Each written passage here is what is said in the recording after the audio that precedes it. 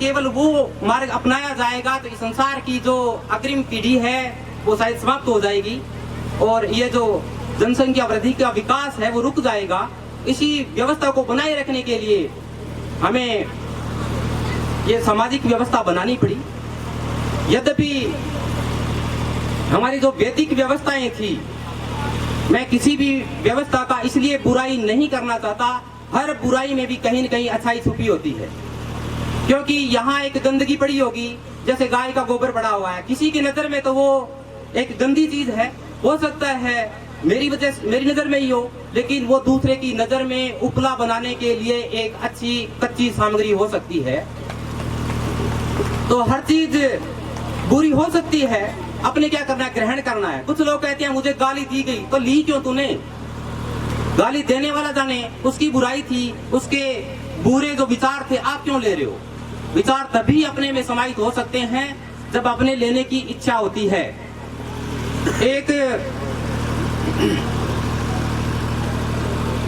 क्योंकि मैं आयुर्वेद विभाग से थोड़ा जुड़ा हुआ था तो उससे मैं इतर नहीं जा सकता। मैं स्वास्थ्य की बात करूं तो अगर स्वास्थ्य है तो आज इस प्रकार के आयोजन है, शिक्षा है, ये तभी संभव हो सकते हैं जब अपना स्वास्थ्य हो सकता है। अगर स्वास्थ्य क्या होता है, स्वास्थ्य क्या होता है? अपने फिजिकल रूप से फिट है, क्या ये स्वास्थ्य है? जरूर एक स्वास्थ्य का अंग हो सकता है, लेकिन स्वास्थ्य की डेफिनेशन स्वास्थ्य से स्वास्थ्य रक्षणम आतुरस्य विकार प्रशमनम से। इसके अलावा एक दूसरी युक्ति जिसके माध्यम से मैं बताना चाहता हूँ, समदोष है, समाग्निष्ठ समधातु मलक्रिय है, प्रश्नात्मेंद्रिय मना स्वस्थ इत्यादि।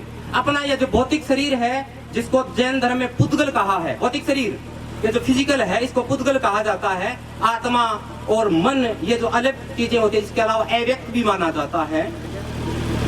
इस भौतिक शरीर के अलावा इसका मन भी है, आत्मा भी है, अपने विचारधाराएं हैं, इसके अलावा सामाजिक सिस्टम है। ये सारे अगर स्वतंत्र है, सही है, तभी अपने फिट हो सकते हैं। अभी जो WHO ने, वर्ल्ड हेल्थ ऑर्गेनाइजेशन है, उसने भी स्वास्थ्य की डेफिनेशन दी है। उसने कहा है total health is a state of complete physical, mental, spiritual and economically wellbeing, यानी हर तरीके से संतुष्ट है तभी व्यक्ति पूर्ण स्वस्थ हो सकता है। तो आयुर्वेद तो इसे महान है। आयुर्वेद ने क्या कहा था कि ओज की बात की, उसने 7 धातुओं की बात की, रस, रक्त, मांस, मेद, अस्थि, मज्जा और शुक्र धातुएं।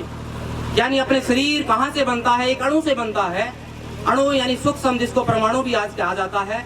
तो ओज जो कि एक संतों का एक लक्षण होता है, जिसमें कहा जाता है प्राकृतस्तु बलम श्लेष्मो विकृतो मलम उच्यते, प्राकृतस्तु बलम श्लेष्मो विकृतो मलम उच्यते, सहच एव ओ समृद्धकार है, सहच एव ओ पाकमोक दिश्यते।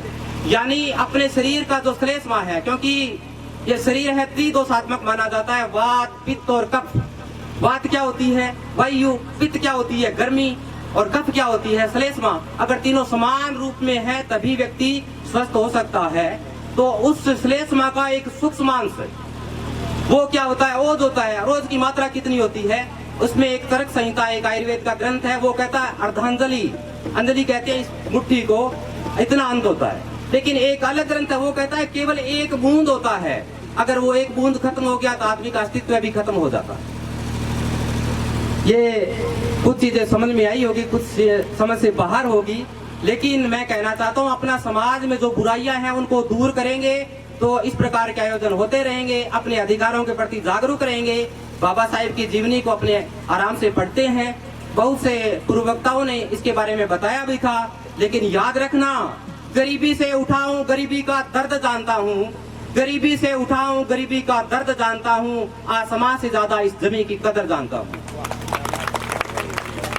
गरीबी से उठाऊं गरीबी का दर्द जानता हूँ, आसमां से ज्यादा इस जमीन की कदर जानता हूँ। लचीला पेड़ था जो झेल के आंधिया, वरना मगरूर दरख्तों का हसर जानता हूँ। धन्यवाद। जय भीम। नमस्कार।